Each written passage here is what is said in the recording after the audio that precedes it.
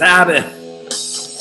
Hi everyone, it's the Lawrence Prezman from WagerTalk.com, and you're watching part 2 of the presidential NFL opening line report. In part 1, we took apart all the early games. Part 2 will be all the late games. Not that many on the card this week. But before we get into that, we're going to listen to a little bit of Black Sabbath.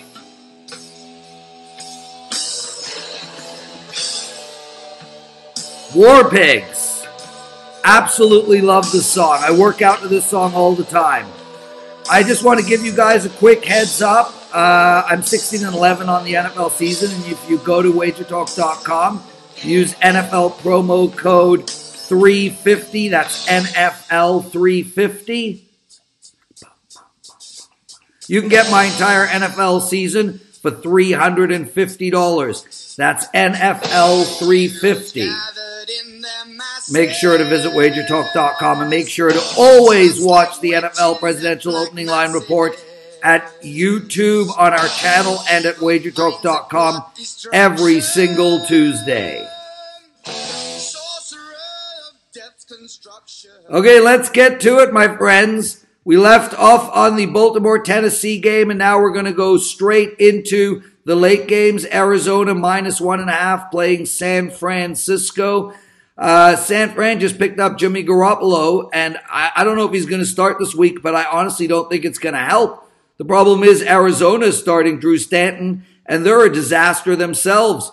I think this game shouldn't even be allowed on television, if you ask me. With that said, if San Fran wins a game this year, I think it might be this one. So let's take San Fran plus the 1.5 and a definite bet on under the total of 39.5. Who is going to score in this football game? Next up is Washington going into Seattle, and Seattle just shored up their left tackle position, which is huge, especially given how much Russell Wilson is getting hit. And the thing is, we saw what Russell Wilson can do with time against Houston last week. Seattle is going to be a scary team moving forward. We see this every year. They start off slow and then they rattle off 8 or 9 wins. With that said, the line is simply too high in this game. Washington can score points as well, and they are plus 7.5. I am taking Washington plus the points, and I love the over 45 in this game. I think this could be a high-scoring football game. Kansas City against Dallas. So the line is a pick'em here, and we still don't know if Zeke is or isn't going to play. Regardless of whether Zeke plays or doesn't play, I like Dallas in this spot. As I said last week, Dallas is going to put down a run, and they started against Washington. And Kansas City really hasn't looked that great the last 3 weeks in a row. The over and under is 51.5 points, and I like over the total, but my strongest bet in this game is Dallas at a pick'em. The Sunday night football game is Oakland against Miami. Both of these teams really need to start winning some football games. Oakland looked terrible last week in Buffalo, and Miami was a disaster as well. Oakland -3 points. The over and under is 44. I'm going to again go to the under in this game, and I actually like Miami at plus the 3. We're going to see Jay Cutler coming back likely. Not that that matters, but this game has got field goal written all over it. The Monday night football game, what would have been a doozy had Aaron Rodgers have been in, is now a game that, well, might be a bit of a snooze fest.